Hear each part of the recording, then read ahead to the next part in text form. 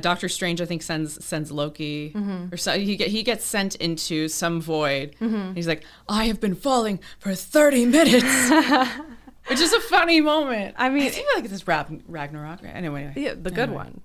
One of the good, yeah, the good one. Yeah. Not that I do a lot of rewatches, but speaking of, oh yeah. Hey Victoria. Oh yes, Chelsea. Hi. You know what I could use right now?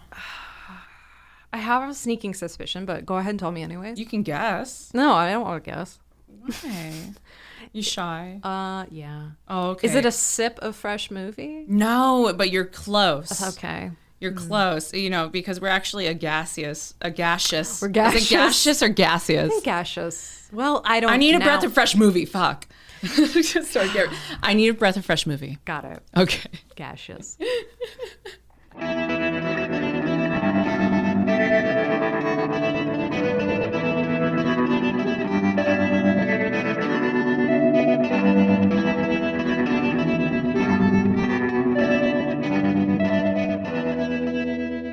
This is a Breath of Fresh Movie, a weekly podcast where me, Victoria Harley, And me, Chelsea Pope. we watch a movie neither one of us has ever seen before, and then we talk about it. That's right. And then we may not talk about everything, but we're going to talk about anything. So ding, ding, ding, ding. Spoilers ahoy. Yeah. Ye be warned.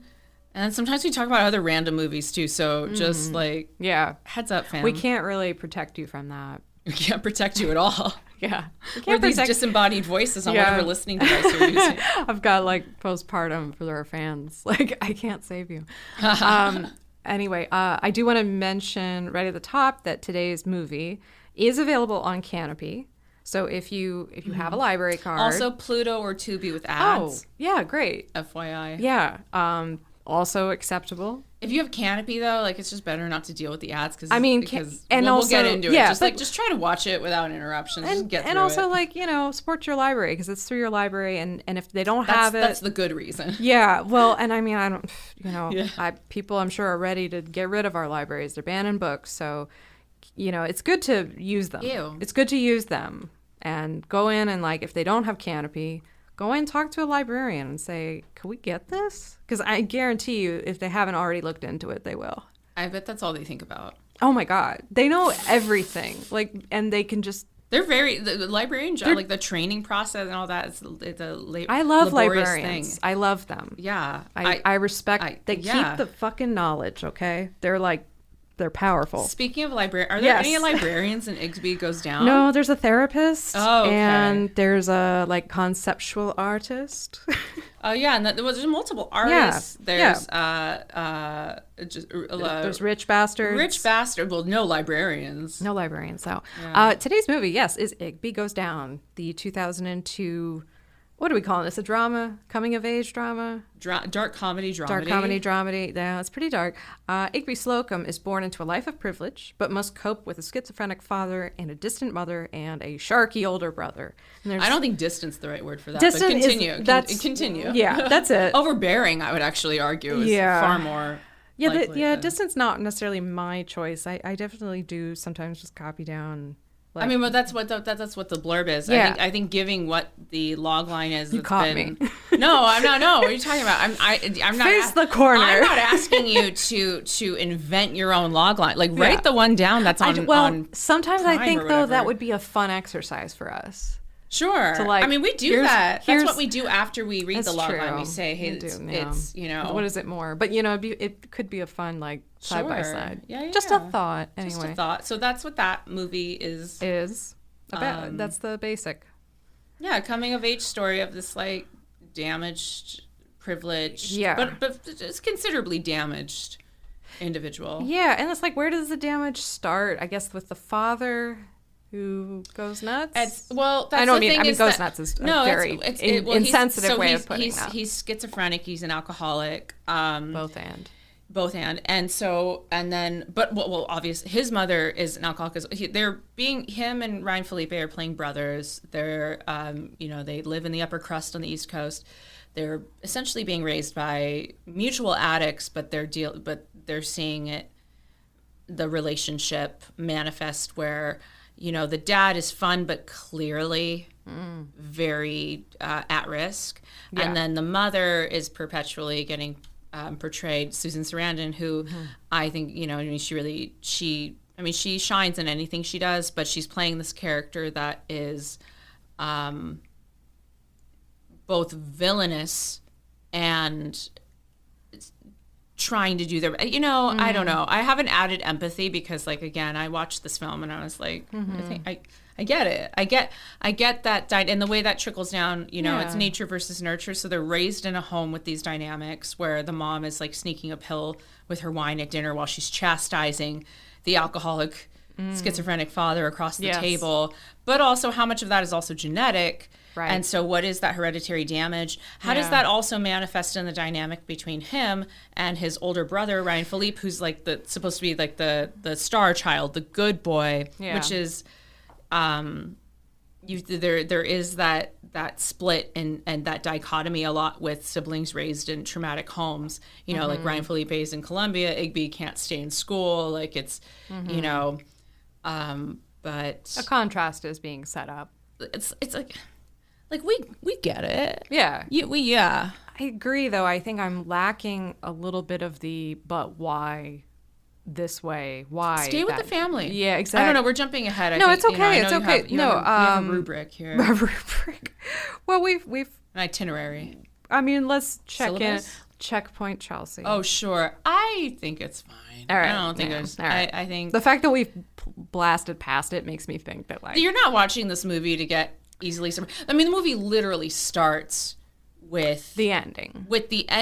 And then the idea is that you're kind of like maybe filling in the blanks. What did you think of that now that you've seen it? And I'm not vibing with it because I don't think that if the intention, which I think, you know, like I rewatched this too, I'm like, okay, so and with the music too, I found it was weird. They're going between this like hipster indie rock soundtrack, like versus like this sort of plucky, quirky, lots of like oboe, clarinet-y, vibraphone music. Yeah. And they're playing that in the beginning while the mom, they're watching their mom die. Yeah. Or they're waiting for her to take her last breath. Yeah. And so, but the implication, because they're all just kind of like, when is she going to know? When is it? Right. And then she's snoring. There's a passing, the snore. That was funny at first. I didn't realize where this was going. I'll be honest, I was very bothered, actually. Again, maybe it's personal projection, but I would say the way this film opens, it's first like pitch black, and you hear that inhale. And for me, and this is again a projection thing with my mom stuff, whatever, I know that sound. That's like a death rattle, like breath, right? That's a very it's not, and it's very immediately like off-putting, uncomfortable. It is that. And then suddenly we get this quirky music, and I'm like, wait, is this going to turn into like a Drowning Mona situation where we're going to celebrate this woman dying? Right. Is this going to be a movie about just like how toxic and awful this woman was or something? Right. How is this going to be made okay? Because it's done comedically. I mean, that scene, I would argue, is supposed to be done. It's supposed to. And the plastic bag over the head is just like it does. And I'm not saying this wasn't intentional, but it's like it cheapens the whole. To make that palatable, like for that to be your opening scene, and for me to be like still on board with your movie, I had to look at that as like, oh, this is supposed to be like a deep satire, dark comedy, right? But then everything, a number of moments that unfold, including the ending of the film, I was just kind of like. I didn't appreciate that mislead, I guess. Yeah. Which I'm with you there. Even if intentional or not, it just left a bad taste in my mouth. I'm with you. I mean, I agree a lot. The music is an absolute first impression problem for me, which was like, okay. They're making it plucky, that they're all just staring at the mom. Then they make a joke about like, oh well, she has too much. Basically, she has too much fortitude against all of this. Right, she's had so many drugs, she has this tolerance. You know, blah, because she used to play tennis. And we see this moment of her doing tennis, which feels like camp comedy a little bit. Yeah. So I'm like, is that what we're going for? And the thing is, we're not. Anyway, I'm dunking really hard, and we have so much to cover. The music bugged me because it was so of 2002. It was like a lot of badly drawn boy and. I mean, going back and forth between the score, which I felt incredibly out of place. Yeah, and then this other quirky oboe comedy music versus this strummy, like they rock, play a cover of the band at the end. It's just like, okay, oh yeah, I mean, it really did feel kind of like, I really feel like this was somebody's podcast playlist. Wes Anderson versus or not Paul podcast Thomas playlist. Anderson. Like, what are we going after here? Not podcast. I was thinking iPod playlist, like, because that would have been the era of the iPod. It probably has a soundtrack. That's the it thing, definitely is the way does. it played. The way that I found more information about the soundtrack than the making of this film, because it's so distracting. All these musical interludes, they don't support the story, and it was like Suicide Squad level. You know, you watch the first one, and it's just like, it's all these songs back, like just back to back to back music. I have a real pet peeve. Like, I won't claim to be like the most knowledgeable person about music, but I definitely went through a strong music nerd phase to the point where I'm really disappointed with a lot of music supervisors, not just in like contemporary films, but also in television. There are some really just terrible needle drops. And it's like, you pick the most obvious song that I know cost you a ton of money. Yeah. But like, there are way better, you can lift people up. Like, oh my God, it makes me so mad. And so when people don't work very hard to, like, if you're going to have a strong soundtrack, like, I need you to love music, not just like love what. I would give this movie genuinely probably a half to possibly a full star more if, let's say, we took out all of the lyric music. You know, all of the guitar strum, all of that. Stuff, yeah. In those scenes, we put the soundtrack quirky oboe shit. Yeah. And then no music anywhere else. Yeah. So that opening scene, no music. Yeah. And we watch them just all you hear is her death rattle breathing. Yeah. And then they do the bag. The bag, you know, because she requests to be, spoilers, she requests, we find out like towards the end of the film, she requests to be euthanized because she's terminally ill. And which again, it just so much vagueness about the actual storyline I cared about. Yeah. And I had to we were stuck with all these admittedly great actors, but but just swimming stupid fucking characters that, like, I don't think. Yeah. Are you trying to make a statement more so about, I mean, especially knowing that it's whatever, we'll go into it. No, it's you can fine. cut all that. No. I just was like, music felt like somebody's playlist, and it just felt very dated to the time and not timeless. It's like, and, you know, that's not necessarily a sin. Sometimes, you know, we watch a movie from 1965 and, you know, it has a very, like, of its era. I mean, I'm also thinking, I mean, this wasn't 65, but, you know, The Graduate is a great example of, you know. Like 71 or something? I'm not sure. It might have been 68, but, or 67, but, you know, that or Harold and Maude, where, like, you got a pop musician like a Cat Stevens. But that's the only one, and it's only playing for very specific scenes, and then he composed stuff though for the film, I guess, is what I'm saying. And it's like, you can make this feel of its time and contemporary and use that indie artist, but like, you remember how what was it, Little Miss Sunshine used a lot of Devachka, but then they also had Devachka, I think, make slightly different cuts of their music to, like, fit the movie. Anyway, I'm totally on a tangent here, but the music pissed me off. Yeah. It's part of it. So it's a big part of it. Okay, we were talking earlier about this. Well, just now, this film has many, many strong actors, including Jared Harris, who I've never seen play, like, an artistic, I'm gonna say, bad boy. But that's the thing is all these actors that are playing characters you would want them to play. Yeah. But it feels like squandered. Yeah, and like Jim Gaffigan. The hotel. I was seeing. I had to ask you to make sure that was him, Jim Gaffigan. And then once that scene ended, I was like, if that's the only time we see him in this whole movie, what the fuck? Yeah. And then same with Eric Bogosian and Cynthia Nixon. Yeah, and just the one time. Just that one. There's barely anything going on there. I mean, it was. And it's a waste of. And not like that fun stacked cast way. Like, I'm thinking about the anniversary party where, like, every time somebody new arrives, I'm like, I love them. You know, like, I mean, or another, like, one that we were talking about how this is reminiscent of Soap Dish, where it's like, I love all these people, but I feel like we're not getting enough of what makes them really, like, sparkle. This movie is reminiscent of so many others that I think have handled different parts of the story better. I mean, we mentioned Harold and Maude, Rushmore. Yes. Oh, absolutely. The Uniform. I thought, because again, this is really the focal point of the film. This is how you start the film. This is how the film ends. These are the the best performances and the emotional peaks of this film happen between Igby and his dysfunctional relationship with his mother, Karen and Susan. So we're looking at And they both were nominated for Golden Globes. So which is that dope, awesome, love that because they're both great. But like, let's see, even with Susan, for instance, and I'll name off a few right now. But like with Susan Sarandon, you've got Anywhere But Here, also a flawed film, but like we want to look at a toxic, overbearing mother.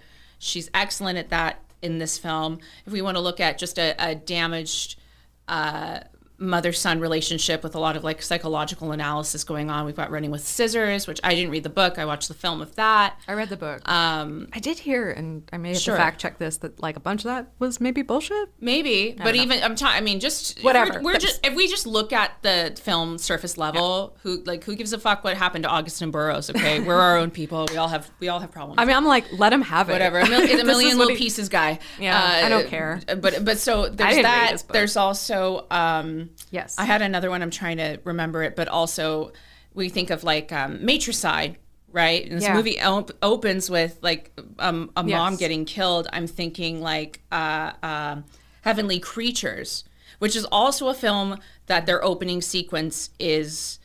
And I'm spoiling all kinds of movies. Yeah. Who fucking cares? What's the opening sequence? No, but just the opening sequence of Heavenly Creatures is you see Melanie Linsky and Kate Winslet, and they're running out. Their hands are all they're bloody. You know, they just did this horrible thing, and then you see how this toxic relationship plays out, and this with these two relationships between like Melanie Linsky's basically girlfriend and her mother, and what led to that scene. And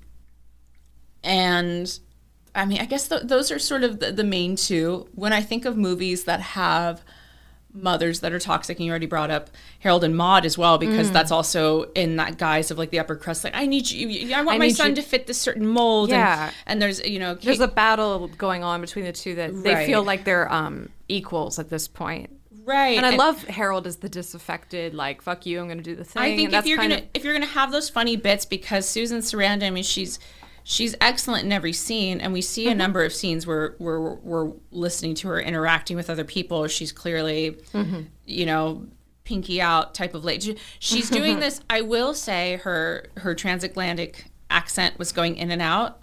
Yeah. Sometimes. Okay. But that's not to say that I didn't find it, because that also, again, if you're going to do something that's more stylized, right, which they had the nurse, Ryan Felipe doing literally the same character as Sebastian, but I think his Cruel lips, Intentions, Sebastian in Cruel Intentions, but even more purse-lipped and like I didn't know he could purse them any bigger. How is it that Jeff Goldblum is the he's the straight man?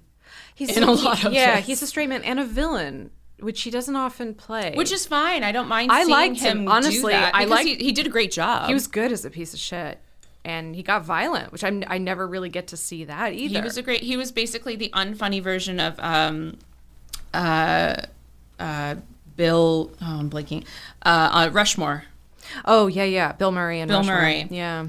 You're right. Yeah, and very similar. He's like an unfunny version of that, where he's mad about essentially getting like cucked and taken advantage. But like he's also an idiot and an asshole for. Yeah. I mean, just that was a little bit frustrating, knowing that would play out early on from the first time I watched it in the dinner sequence, when he's like, "Come work for me, my boy." You know, it's like well, he's close enough with the mother figure to probably know he's clearly a troublemaking character who's like a little too fresh. Yeah. And if you want to explore that dynamic, watch Rushmore. Yeah, exactly, because that's also an interesting character. There are all these potentials, right? That's what I'm saying. It's like it feels like the compass keeps getting spun around or something. Like who are we going supposed to care about more? Like and Amanda Peet, who's I think really underrated. I enjoy her in everything.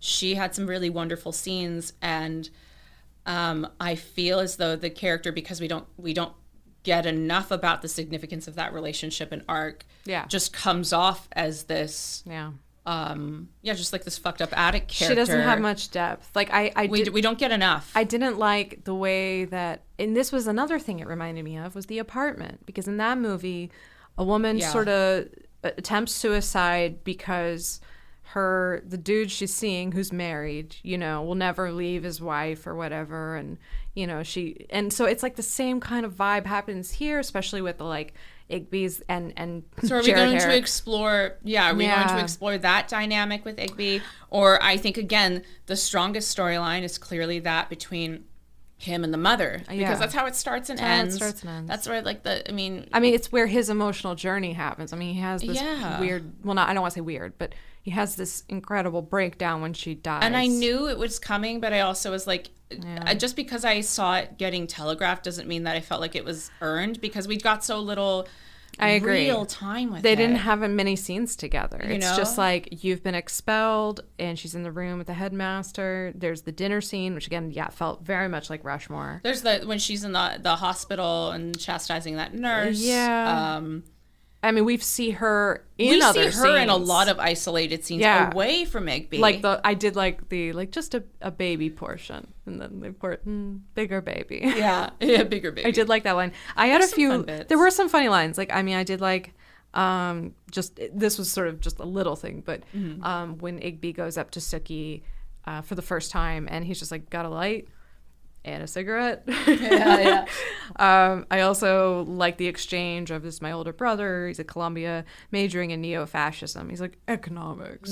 Semantics. Semantics. Yeah. That's good. Yeah. That's very, I like the repartee. Well, again, he's carrying a lot of this because, and the way that Variety interview, we watched that clip of, played out, the way that the writer-director wanted him to internalize the script so much, and then basically adopt him, he really embodied this character. Yeah.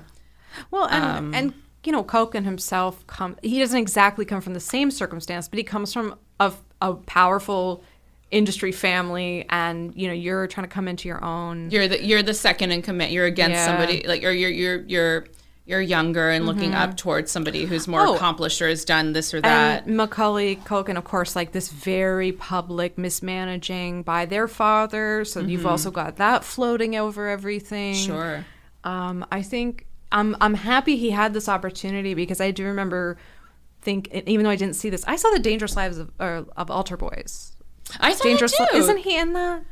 I'm not gonna lie, I haven't seen it in so long. I remember really liking it, but I haven't seen it. I just remember Emile Hirsch is in it. There's a lot of people in it. The Dangerous Lives of Altar Boys came out in 2002 as well. We'll trim out all this exit. Yep, Emile Hirsch. You're right. There you go. Oh, Kieran Culkin. Yep. So he was in that year as well.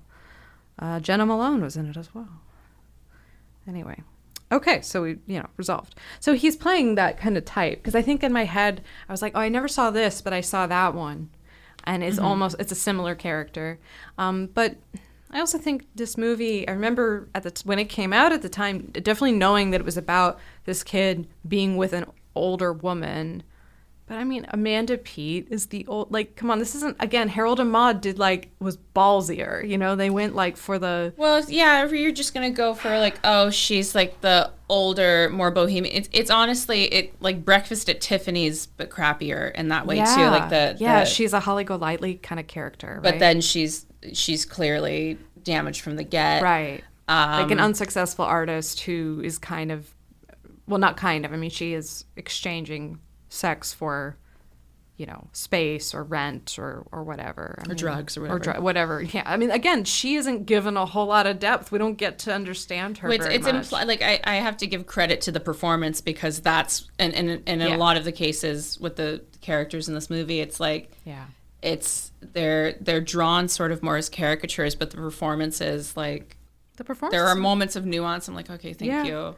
I mean, what was the thing you said that made you laugh? Oh, the one time I laughed out loud, which is why I would probably, off the bat, I'd be 2 stars with this movie. But a full star is me laughing out loud at this one scene where Amanda Peet and Kieran Culkin, they're walking up to this building. She's talking up her friend, played by Jared Harris, who, again, love him. When you see, this happens so much in this movie, that actor, this person, oh, they're gone forever? That's it? Jared Harris actually did have. Well, no, he had multiple scenes. I know that, but I'm saying in general, it's what?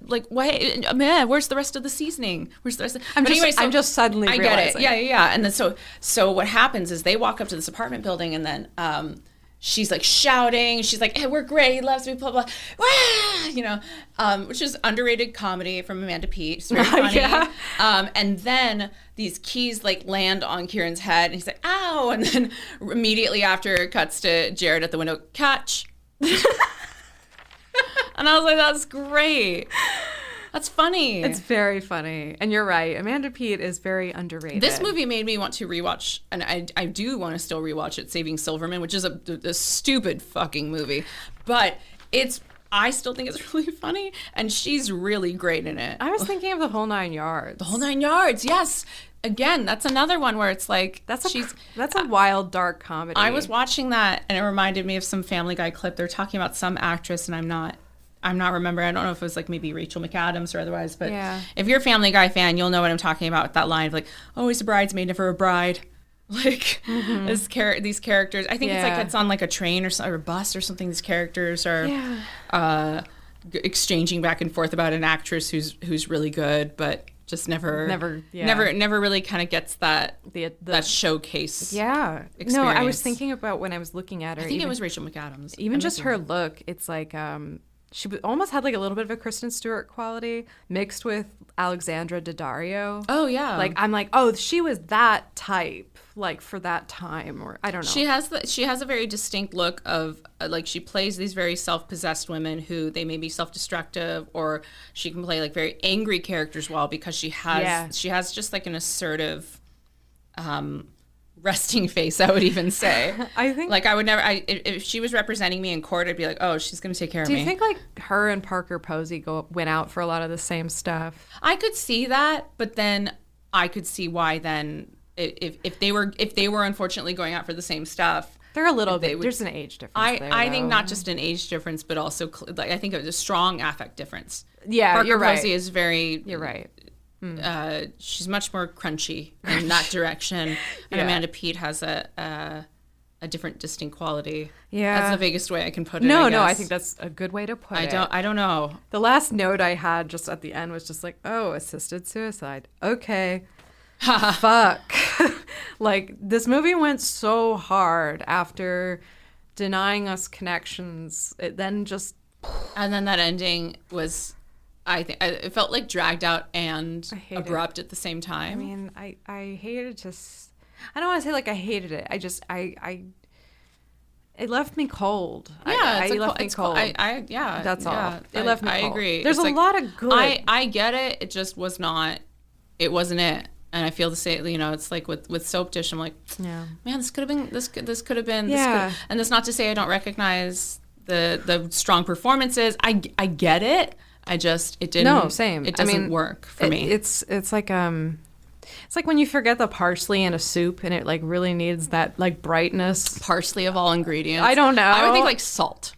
Or like salt. a basic flavoring agent that really ties it all together instead of being better metaphor. Just I'm a barrage I'm just thinking about when you make a soup and you fail to put in like a bright fresh herb at the top, and it's like it's good, but it's like it's not. Yeah, it's lacking. There's something that's like not working. Nuance. Yeah, I don't know. It's lacking umami. Even the structure of these flashbacks didn't feel. It just kind of felt like, oh well, we've got Rory Culkin. Let's use them. The opening sequence was just.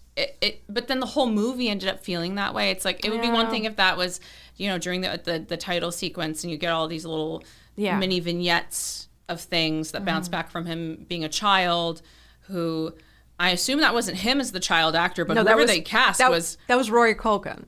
That makes sense. I mean, because I was like, how the fuck? Well, because that family, in a way, like they would often play siblings together in things because it's like we're all acting, so that makes sense. That makes a lot of sense. Because of course, we know Kieran was in Home Alone, and I read an interview where he was talking about how he was reading something that had been put out by, I don't know if it was Publicist or whatever, but where they said, and he reprised his role in Home Alone 2. He's like, I was 7. Like, I didn't reprise anything. Very humbling. He's a humble figure. He's actually a pretty humble bear. Yeah, he's a humble little bear. Yeah.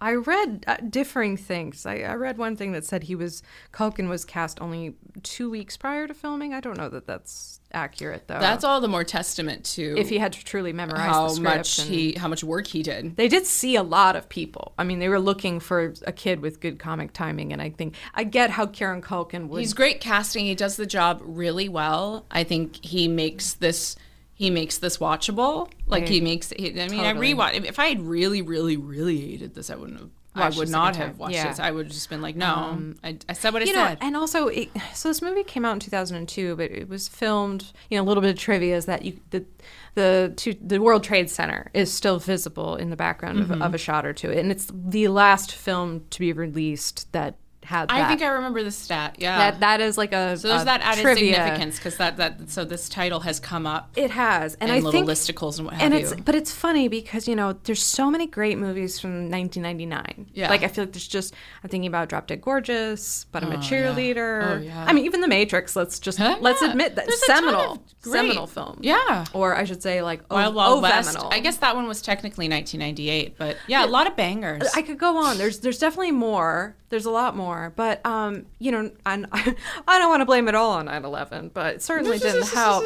But I think this is a film that it's the reason we don't have another Wild Wild West. I'll tell you that much. Yeah, thanks Al Qaeda. Thanks Al Qaeda. I think though, like culturally, we went through a lot in that period, and I'm just thinking about. I mean, 2002. The biggest movie of 2002 is Spider-Man, and I loved Spider-Man when it came out. I mean, I was like in middle school or high school, and that shit was very like, oh, I am into this. Oh, you know me, yeah. We need a hero to save us, like the whole. It was fun. It was campy. Tobey Maguire was my crush for years. Yeah, but post 9/11, the country got into reality TV in a big way. Like we were just worried about terrorism and watching a lot of reality TV. Yeah, we needed things that also were like very like nationalistic and hopeful. Yeah, and so I think films definitely went that way as well. Yeah. And so this movie, it feels like, ooh, it's a little bit off the arc. How dare you navel gaze at a time of national trauma. Honestly, yeah. Yeah. I mean, I'm not even... I mean, people are like that even with like the COVID era and what have you, it's true. I'm just saying it feels... But that said, we're watching it now out of context.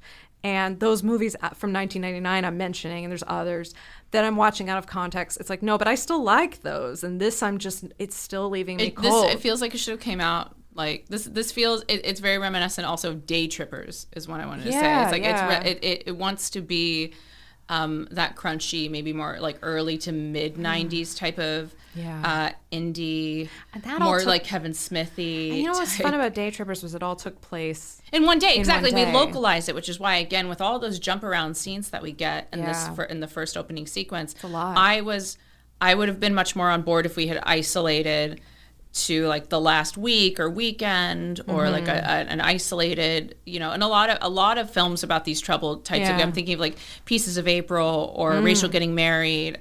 Both great films. They'll isolate into like a very short period of time.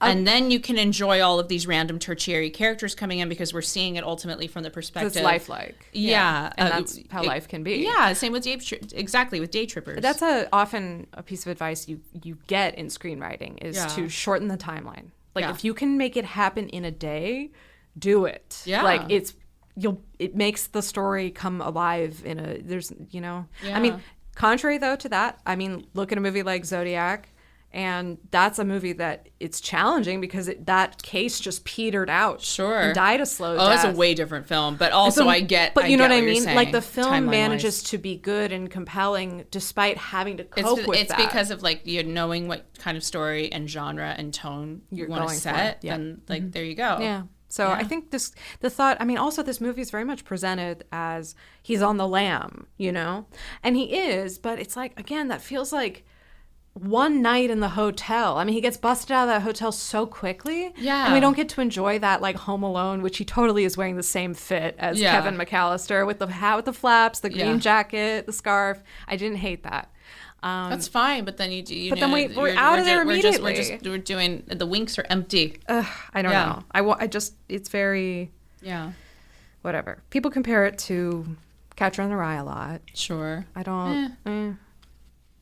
Catcher in the Rye takes the place in a day or maybe 2, like over a weekend, I think. I don't remember. You would know it better than I would. I just remember it being like it's over a very short period of time. We see him going out and over the span of feels like a weekend maybe or like something. it's like I want to say it's like a weekend. Yeah, and we just see him disassociating and having all these terrible memories and interactions. Yeah, and that makes sense for that. Yeah, and I also felt that.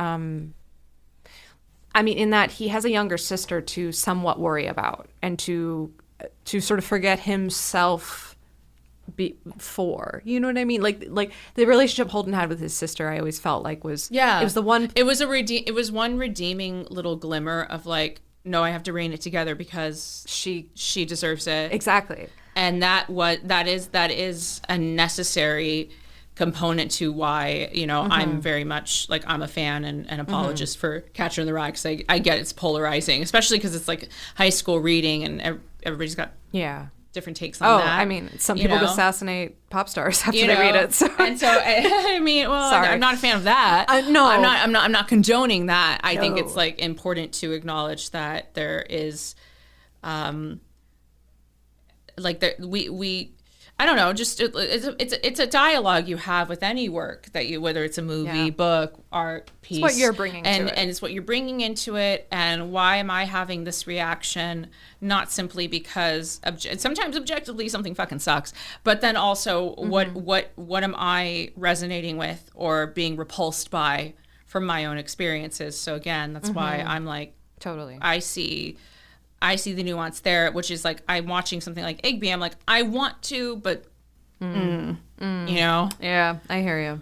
I don't know, just the whole watching the older brother, what's his name again? I forgot. Oliver. Watching Oliver, like, it's just, and I'm not even don't even think it's like supposed to be subtle, but he snakes Igby's girl, like it's not this movie is not subtle, but then there's just such tonal dissonance, I think, between certain interactions. That and felt like watching a car crash. I'm just like, oh, he's giving her a ride, okay, you know, and then like, well, but I also think she's knows and is also allowing everybody's it to happen. It's like I get it's frustrating to constantly watch basically ironic character. People make that joke with like Marvel movies. It's like, oh, isn't that crazy? This thing just happened. But even this movie does that, where I'm just kind of like, okay, well then, why are you doing it? I mean, there's even that, like, it's in the trailer, like that you're just a glutton for punishment. What? You know, could we have at least had one character that was just like relentlessly unself-aware and just full bubble? You know, like just full bubbles. I guess I think this movie needed that unhinged levity to make everything, to if we were going to preserve everything else about it, somebody needed to be and I think the closest we get really is Jared Harris's character. That's what I was thinking. But we don't get enough, and it's very muted still. It's very muted. And that's not to say he didn't do a fabulous job. But we just don't get enough. He is one of the tertiary. That's why I laughed when he's like, Catcher already. Yeah. He ate. He also, his character showed up more than one scene and proved to actually be instrumental to helping Igby change or take, like... He's like an idiot savant character, right? He's this character that gets discounted for... You look at him right away and the impression that he gives of himself is that he is this asshole. This flaky artiste asshole, semi-squatter type, but then he has these moments of clarity, which is fine, but then also... Can we get more of that? I know. I mean, it's like... Is it going to be about Claire Danes? Because that's the least compelling part, for one, because the romantic interests of these characters, I don't care. You established that there's this family trauma. I want to explore that. Yeah. Maybe we want to explore the animosity dynamic of the siblings raised in the same traumatic home and how they reacted differently. Let's do that. Yeah. You know? You want to explore these love triangles like Rushmore, do that. It's like we went to Baskin Robbins and we said, could you put all 31 flavors in one cup? Yeah. But can you you also nuke it for a minute and make it like a little gross? And that's what this felt like. Nuke it for a minute, it would be puddles. Oh shit! Sorry, nuke it for like 10 seconds. Even that, I think it's like a 5 seconds max to this get is, it like yeah. melty. So all the Oh yeah. We need to conduct an experiment. You get it. We'll you get it. We'll taste it, and we'll be like, yeah, that tastes like Igby. No, it does. That's the Igby. They'd be like, well, I got a good bite. Igby barely goes down. Yeah, Ugh. he goes down that one time, and yeah. Okay, that took me a second. Igby goes down, that but took you me a can't. second. Igby goes down, but you can't keep it down. You know, Yeah, that's the Baskin Robbins experience. But I liked you too. I could not find out much about this production. I just want to mention that at the top, the Catholic priest headmaster, that's Gore Vidal, and that's actually Burstier's uncle. So Okay, we'll get into Burstier's family. Sure, he comes from quite a family. Sure. So as far as reviews go, Igby goes down. A lot of people do enjoy it. On Google, they're calling it eccentric and humorous. 6.9 out of 10 on IMDb. 75% Rotten Tomatoes, but that is also that's the critical rating. The audience score is 80%. Okay. The fanfare for this film is fairly strong. You know, I think people are just big enough fans of how well that's the through line I see of these reviews is that the performances, which again, I give a lot of credit to that, but ultimately I'm not into it, but I do see it. Yeah. I will start off, let's see. 2009, Ken Eisner in Variety said, Steers puts a lot of balls in the air, but no one, including Igby, gets developed far enough for viewers to really know and care about them, which I fully agree. Hard agree. With Time Out, Neil Young said, yes, it's The Catcher in the Rye all over again, with generous helpings of Rushmore, The Graduate, Bret Easton Ellis, and The Ice Storm. Igby never reaches those heights. No, he's right. Those are good examples. We didn't mention that either. Well, we didn't mention all of them. I will read. Well, let's get a lady up in here. We've got Eleanor Ringel Cater from the Atlanta Journal-Constitution. She gave it a B. Said, in its own floundering way, it gets to you, just like Igby. I'm going to pull away from Rotten Tomatoes just to make sure I get to what I wanted to address. Yeah, I already please. mentioned. With Letterboxd, it has a more favorable score. Okay. Probably more recent watchers of it as well. Because of the Succession phenomenon. Yeah, and so it has a 3.4 rating, which I think is very generous. I think that's but generous. then you read that. So I like the first reviews. I just want to read the first. I want to read the first like 5 or 6 because they're mostly this is a very blurby, bitty review section. Blurby bitty. Okay. There's some that are a little longer, but a lot of them are more blurby bitty. And they're very much viewers of this film post Succession. Yes. And that's not, I mean, you know, well, Kieran Culkin's I hope he gets all the accolades. All the awards. Especially, I mean, he's incredible. But Succession is his first TV series. He fucking nailed it. Yeah. He killed. Start with the best one. Yeah. So we got Fatima, 4 stars. Kieran Culkin, if you see this, I'm free on Thursday. If you want to hang out with me on Thursday when I'm free, please respond and come over when I'm free on Thursday so we can hang out on Thursday when I'm free. 4.5 stars, Amelia. Ladybird for girls who are psychosexually obsessed with Roman Roy. 4 stars, Nora. Go, little Roman Roy, go. Emma, 3.5 stars. Need to trap Kieran Culkin in a cup like a bug. Molly, 3.5 stars. Roman Roy's origin story.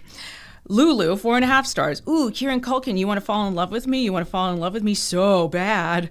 I just read rapid fire the first 1, 2, 3, 4, 5, 6 Letterboxd reviews. They're thirsty. So yeah, I think that's not invalid. He is very, very good in this film. This is very like pre-Roman Roy. Like tons of scenes regarding that. It's been the comparison is easy to make, and it's been made by many. His physical abuse, his tongue-in-cheek wry humor, the meltdown he has over his deceased parent, like after she's passed away, she's like, wake up. It's like, is he still in there? Can we get him out? You know, it's like a lot of echoings there. Mm-hmm. And I get that appeal, but just like let's And that's okay. I'm not going to yuck your yum, but That's like I fine. want to address that there is that divide there. Kieran Culkin himself, in that same Variety interview we were talking about, that's okay.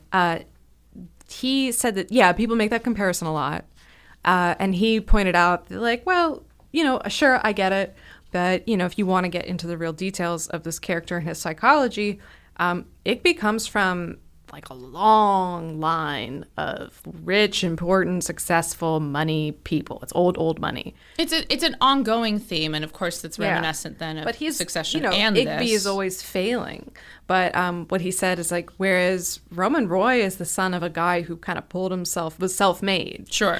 And as his son, he can't fail. He's kind of protected from that. He has also only ever failed, but like he is always propped back up. That's what I mean. But then also too, I go back to say that like it's I get what the point is of what he's trying to say about there being those differences, the minutia, the nuance, but clearly the dynamic. Like you cannot deny. I'm sorry. Like for me, watching this twice now.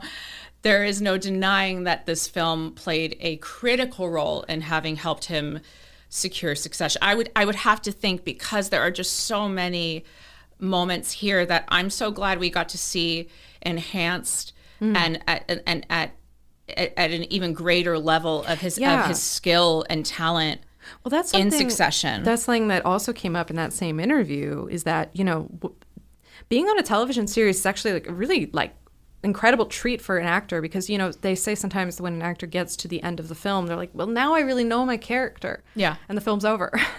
Whereas and Succession is also that one of those shows as well that got to evolve. Yes. And I will say, as far as that, while we're continually making this comparison, because like, look, everybody fucking else is doing it, so we have to talk about part of what makes Succession one of my all-time favorite shows. I adore Roman. I mean, I'm a Kendall girl for life, but I adore these dysfunctional characters and how like the way that this is written and directed and performed. Everyone's on the same page of these characters being brazenly selfish, and in a cartoony way that I actually think, ironically, compared to this film, is more true to life. Yeah. And people say that stupid shit. People act like clowns. I think that this is a film that wants to, it's just like take a bigger swing. If you want to say fuck you to the upper class, right? Like, I'm going to also... Please, keep going. We're still in Review-landia. Yeah, while we're in Review-landia, the blurb of this film, I want to read a couple of them just so you... you get it. So when you Google this film, it says, Igby is a rebellious and sarcastic 17-year-old boy, is at war with the stifling world of old money privilege he was born into. With a schizophrenic father, a self-absorbed distant mother, and a shark-like Republican young big brother, Igby figures there must be a better life out there and sets about finding it. That I don't think is accurate. No. But that's the impression, apparently. So and then on Rotten Tomatoes, critical consensus, in the vein of The Catcher in the Rye, Igby Goes Down is scathingly witty and sharply observant. I mean, less is more. That there's some truth to that, but also super broad brushstroke. And I would say it's.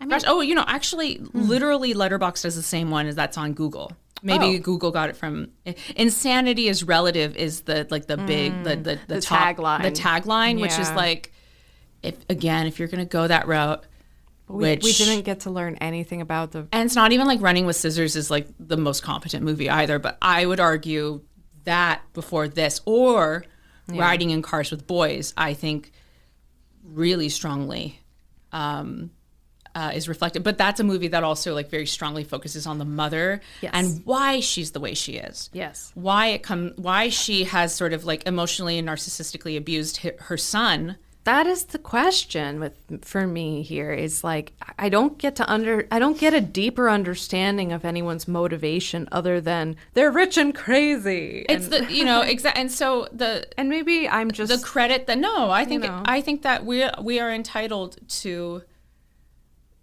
again, whatever. We all see things subjectively. Yeah. Blah blah blah. I'm just listening to my gut. We're on just this a couple one. Like, little bum bums with a podcast. But like I wanted to like this. But the thing is, it's like it. I wanted to be with Kieran, crying and emoting about his mom, and he was doing such a fantastic job. But I could not get past my resentment that I didn't get to really see. Yeah.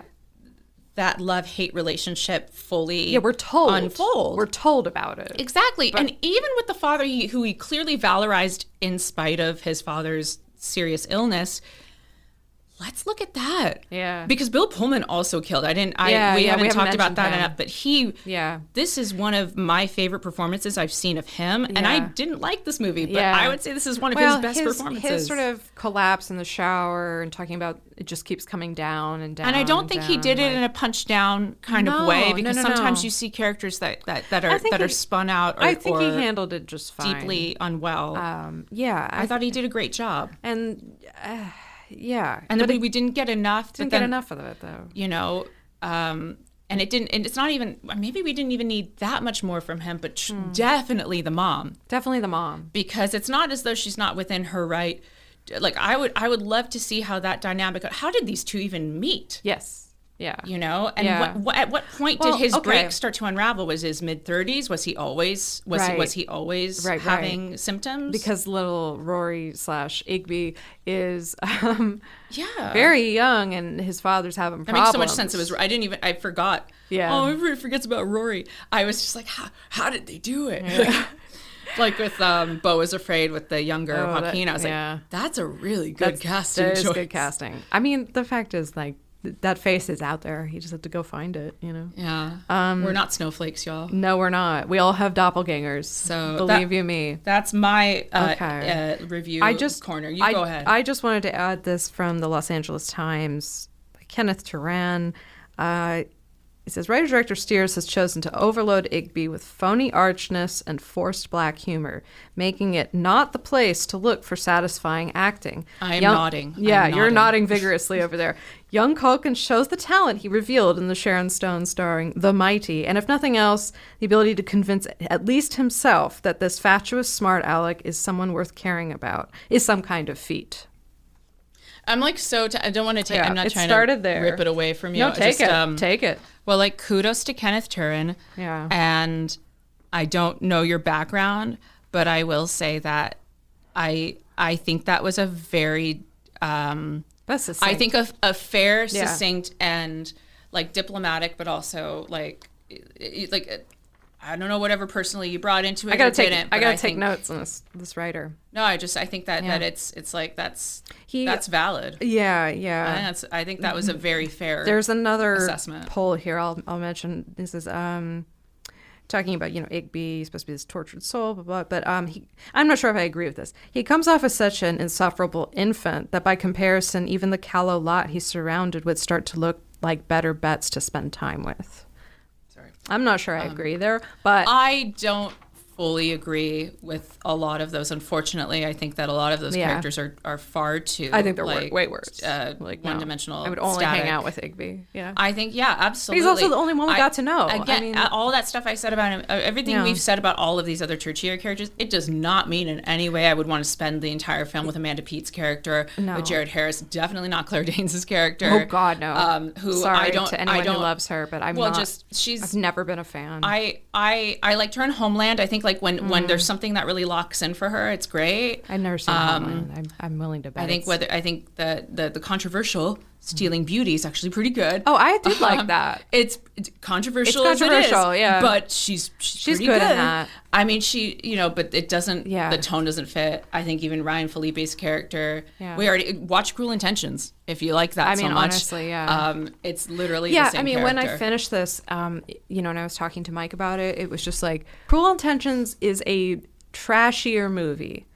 but I would have enjoyed watching it more than Igby Goes Down. I think Cruel Intentions is like actually, and I not to put down the you saying trashy, because like I say that with love. My perspective is I actually think it's like I think it's exceptionally well made. Is like a bunny ear teen adaptation of an older story, Dangerous Liaison. It's better than Dangerous Liaison in a lot of ways. It kind of is, actually. The tone is fitting. It has a fucking fire soundtrack, but it knows how to use it. Yep, bittersweet. It does not. Well, just even like I am colorblind. Yeah, you know, I love that entire soundtrack. Seeing Sarah Michelle Gellar at the height of her powers as a bitch, one of her best roles, and it's incredible. She's great. It's about a character. I mean, we literally never meet Selma Blair. We literally never meet their fucking parents, because we're just looking at how this manifests on their bullshit social circle. This is their universe. Yeah. We see how stunted and shitty these people are. These kids are really. Yeah, who are left to their own devices. Exactly, from their emotional neglect. Well, it's just something I heard Burstier say in an interview, that like he felt like, upper classes have more room for insanity because they have time to go and say, but that's like, but we're not talking about schizophrenia. That happens to anybody. Which is also like, once you're dealing with that as well, and like I have like tremendous empathy to the writer director for how autobiographical this is. It's like, well, I just would love. If you want to be super cheeky, that's fine. Yeah. Or you can even make more. You can make as many movies as you want about your life and split up. Like you could make you could make 5 different excellent films. That's what I'm saying. If you lock into a strong tone, whether it's dry comedy or you really want to actually treat this with earnestness, what have you. Not the Igby Sunday. I think that because there's a lot of good here. Just it's like I wish that you could have done so many separate stories. I know it could go 1,000 different directions. It feels like. Tell me about you and your schizophrenic father that you valorized, but were simultaneously abused by. Yeah, let's talk about that. Let's just talk about your mom. If Succession didn't already exist, somebody would be pitching this as IP for a new series or something. If this were a series, I think it could work better. It almost could, but I'm really glad that let's not. If it was between this and Succession, I mean, come on. Yeah, come on, yeah. One last thing from the San Francisco Examiner. This is from Jeffrey Anderson. He said, unfortunately, writer-director Burstiers dilutes the scene's power slightly by... Oh, he's talking about the death scene with Susan. Yeah. He says he dilutes the scene's power slightly by moving it to the beginning of the film. One of my current pet peeves, suggesting the filmmaker doesn't trust the audience to like the film without an instant hook. Absolutely. And I do strongly agree with that. That's a good and I just point. wanted to bring that up because he's saying like it's revealing of cowardice. And that's a strong assertion. But I mean, it's tough because on one hand, it's like, let's throw a bone to the newcomer. Let's throw a bone to new film. This is his first film, and it's not a bad, because that is advice that's given to early, and I support it. And I that's think what also Burstiers, it's worth mentioning. Let's start talking about Burstiers. Before I get fully into his biography, I just want to mention that he had a brother who was a painter who died from AIDS, and it was his brother's passing that kind of lit the fire to. He's like, I need to do something and make something. Yeah. And so I understand that sort of sense of urgency one can have to I just want to get it made. I totally understand that. And so, he wasn't too precious maybe, and that's maybe a shitty thing to say. It's an early project. You're just getting it. That's what I'm saying. If we judge it by those parameters, it's not terrible. It's not terrible. No. But also, it just needs work. It needed work, or it needed something. I'm not, like we were saying. I think it's offering too many roads. We don't go down any of them. It really does drag in the middle. And again, I watched it twice, and we come to care so much about these other interesting characters. We don't see them hardly ever. Yeah. We're lost in these romantic affairs where there's honestly there's no chemistry even, and I'm just. Like I'm confused by, I'm like, oh, they're gonna have sex. We're not, and we're really not getting like a strong enough POV take on if he is so anti upper class, anti this or that. Yeah, I don't really get that impression. I think he's just clearly like I mean, he's self-medicating from very early on in the film, so we see clearly, he's an addict. Yeah. So, which also seems like a family trait. Yeah. Well, yeah. It's both hereditary and upbringing involved. So then let's explore that. I know. Or just focus on one bad Thanksgiving weekend or whatever. No. You know. The weekend I did so much blow that my septum almost disappeared. Right. You know, or like I want to clarify that I've never done blow and like not enough to like destroy then my you septum. haven't lived. I'm just kidding. Well, probably. No, I'm just thinking about my mother listening. I'm like, Mom, I don't. Anyway, sorry. That's okay. We watched a lot of films. We do. Burr Steers was born October 8th, 1965, to Ivan Newton Steers and Nina Gore Auchincloss. His father was a businessman and politician, Republican-leaning, was a congressman for the state of Maryland for a short time. His mother was an author and journalist and socialite. She's also Gore Vidal's half-sister and Jackie Onassis's stepsister. Dynasties. I know. And I'm spending all this time on this because Burr Steers, this film is somewhat autobiographical. He comes from this long line. They're all descendants of Aaron Burr, who's like... yeah. Yeah, exactly. Like Aaron Burr, who, shot... The guy who shot Alexander Hamilton. Guy. Which, by the way, I'm going to mention this because it's important to me. The motherfucker who shot him. The Dollop did an excellent series about Aaron Burr. And I'm just going to say that, like, Hamilton, they made the musical about the wrong guy. Just going to say it. I was so compelled. I as somebody who... Aaron Burr's story is... I don't know if we haven't made enough enemies yet. Let's make some more. I'm not a Hamilton fan, and I so agree. Yeah. Well, that's why they made Assassins, the Sondheim musical. That's why that's so fucking good, because we're looking at that perspective, because it's so much more compelling. When I learned that Assassins existed, like, that it was a musical, I was like, holy fuck, I want to see that. Yeah. Like, because other, it's like, we want to see... That's what I'm saying. We want to see that. Let's take some big swings also, here. like, Aaron Burr, like, educated his daughter when people didn't do that. And imagine there's having an anti-hero, like, if they made something, like, not like Hamilton, it couldn't even be the same. I wouldn't even want it to be the same style it took, because I also just, I'm just not a fan of it.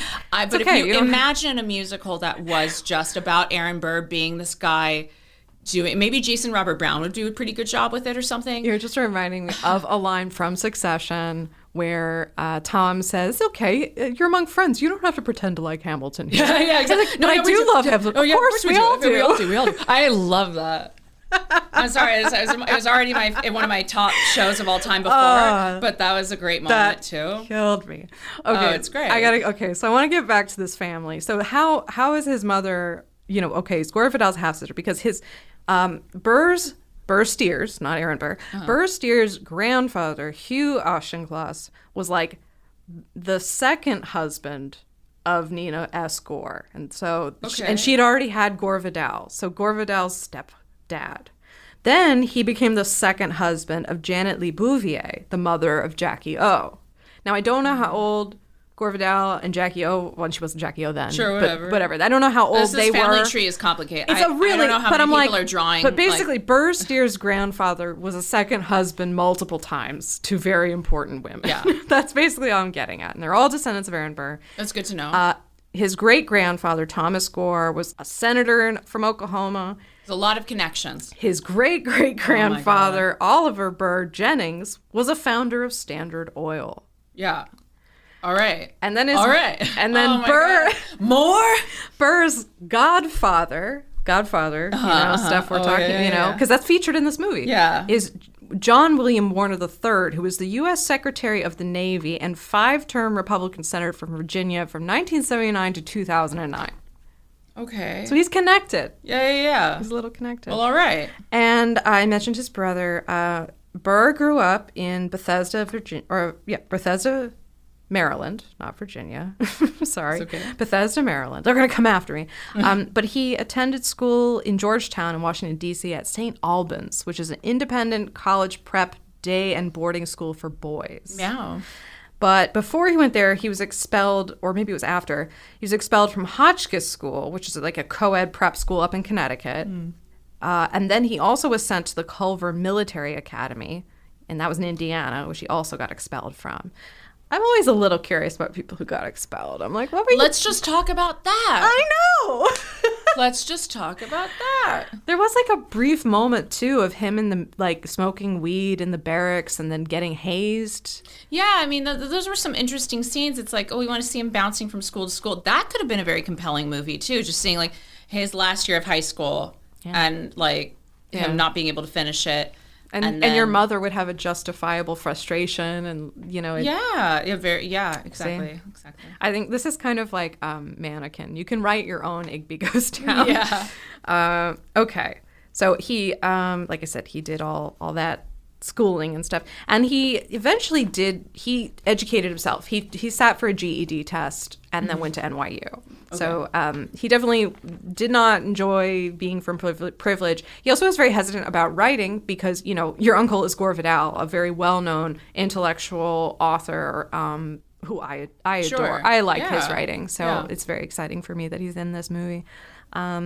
He started out as an actor, so, you know, he didn't come at writing right away. He had a small part in Pulp Fiction. He's like the Flock of Seagulls guy. I don't know that I know that movie well enough to know that character. Okay. I haven't seen Pulp Fiction nearly enough. That's a pretty small part, but like, let's go. He was also one of the voices on the radio in Reservoir Dogs. So I guess he and Tarantino must have connected at some point. He was in The Last Days of Disco, Silk Stockings. So he was an actor for a little while. But Igby was his first real foray as a writer and director. The only other thing that he's written and directed is Pride and Prejudice and Zombies, which I did watch when I was recovering from my lumpectomy surgery. It's another film that you want to like more than you do. Wow. You want to like it more. I wanted to like it more. Yeah. It's not terrible. It's just I wouldn't hate the prep, but like it just. That's interesting. I wish it had been like I just wish it had been full fucking silly. I wish it had been full silly. Yeah. And because the premise is silly, it's like it has to be. And it's the same issue with like you try to watch Abraham Lincoln Vampire Hunter or whatever killer, and it's that like like it sounds almost kind of a little bit with like when you come out with something that crazy like Cocaine Bear, similarly it's camp. Like we need to go, it's not as big as you want it to be. Megan, my caveat with that, which I hope I have no doubt they're going to have a sequel, but like my biggest issue, and it's still very good, is that I want you to don't the fact that like a lot of the funniest parts are given out in the trailer. That's a trend I'm not so crazy like about. Thinking about Pride and Prejudice and Zombies, it's like I didn't see any of the I would have been you know, well, that was also, I would have wanted bigger swings. I mean, it's not awful. No, but it is one of those like, you know, I wish they were just like having more fun with it. I mean, it's interesting that the next thing he actually after Igby, the next thing he wrote was the script for How to Lose a Guy in 10 Days, which is like, okay, that's an odd. Which is a great movie. Actually. Okay, well, it's a great rom-com. Wrote the script.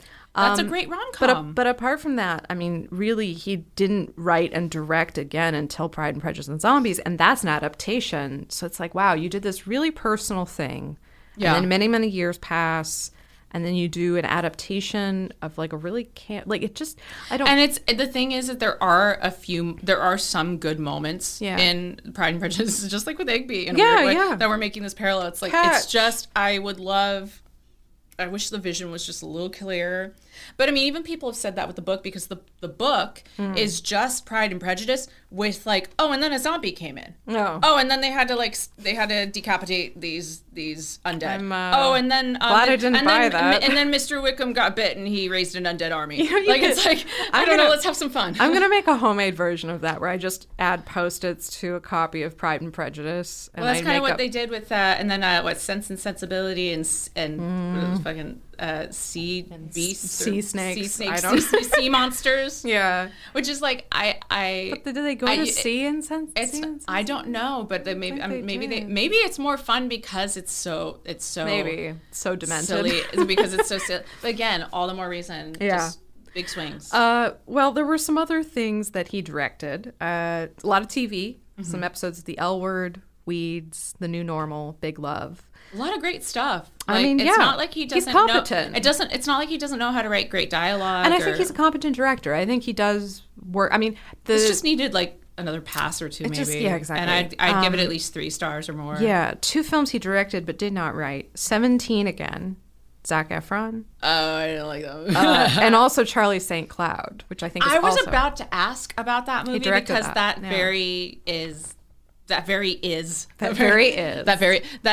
there was some... You said the overlap. I got a little bit of... Yeah. I got some tinges of that vibe. Well, anyway, that's all I got about Burr. There I had go. some quotes, but I'm tired. That's fine. I don't fucking care.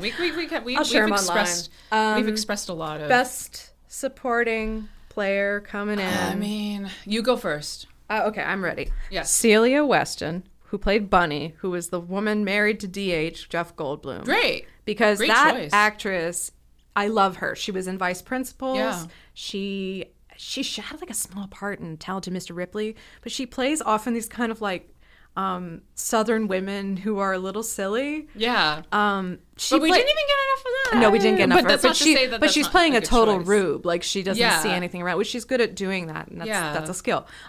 Just one more thing. She played Cam's mother in Modern Family. If you were ever a big fan of Modern Family. I didn't watch it that much, but that's cool. She comes to visit and there's...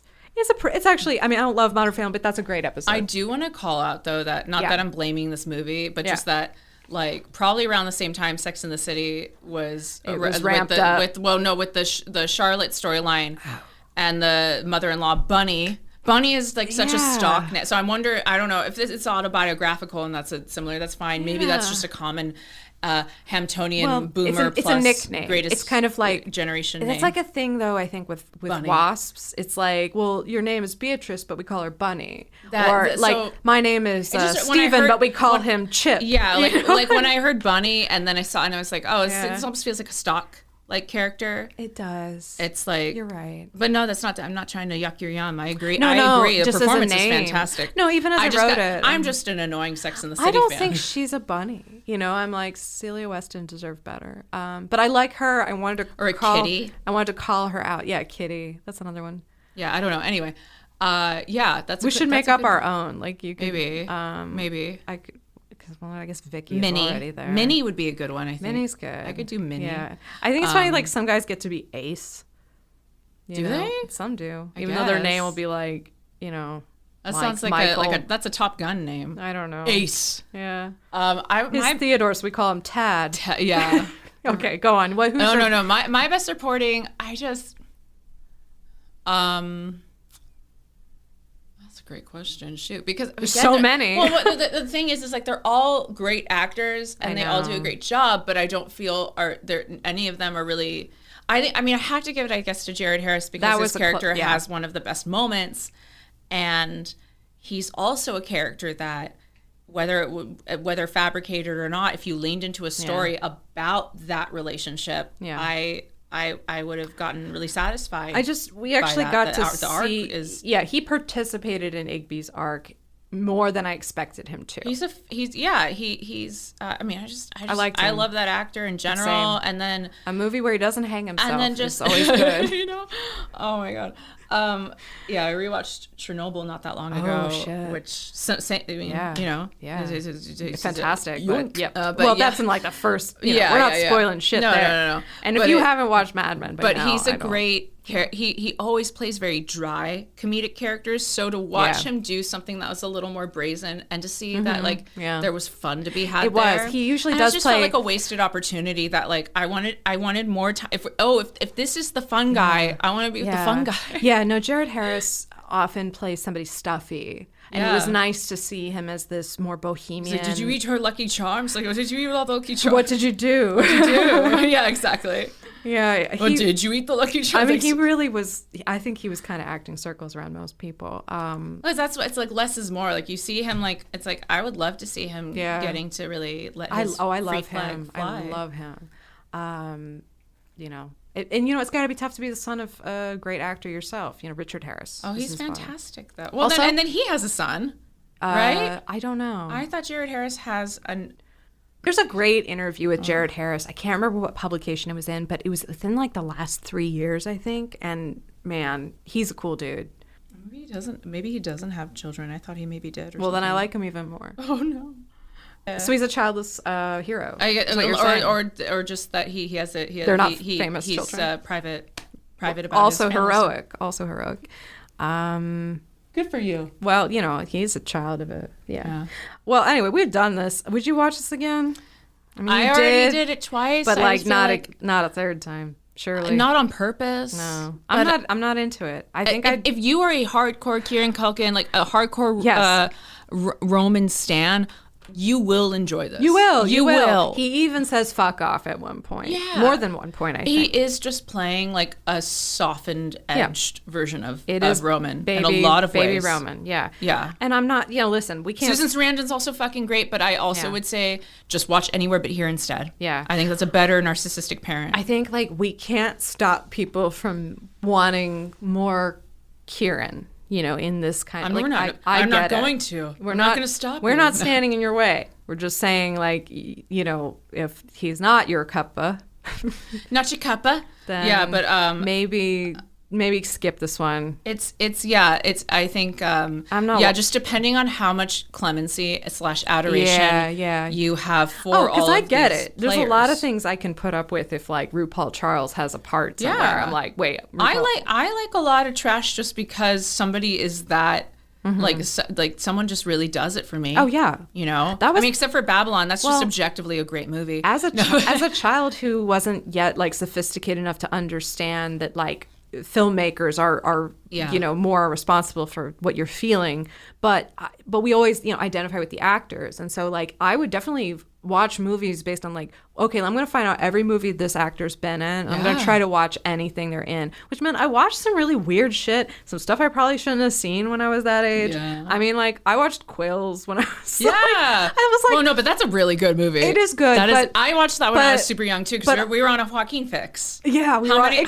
How many of us mentally ill girlies weren't on a Joaquin fix at one point? And I watched so much to do with Clay Pigeons. Yeah, fucking 8mm. 8mm. What else? Which is like, To Die For. To Die For. Well, that's just a very good movie. That's as well. a great movie. That's also a very good movie. But seeing him in that teenage body is like, you're like, meow. No, not even like, I didn't mean it like that. You're like seeing him in that tight teen bod. No, he's still got that weird kind of fucked up frame, actually. No, but I just mean you buy his immaturity because he's like the craziness that he. Anyway, we're ruining another movie. Anyway, find us on the socials at Fresh Movie Pod. Buy our merch. We have pillows with lips on them. Yeah, one day. Kiss your pillow goodnight. Yeah, more to come. I love it. I'm always trying to make promises. Bye, friends. Bye.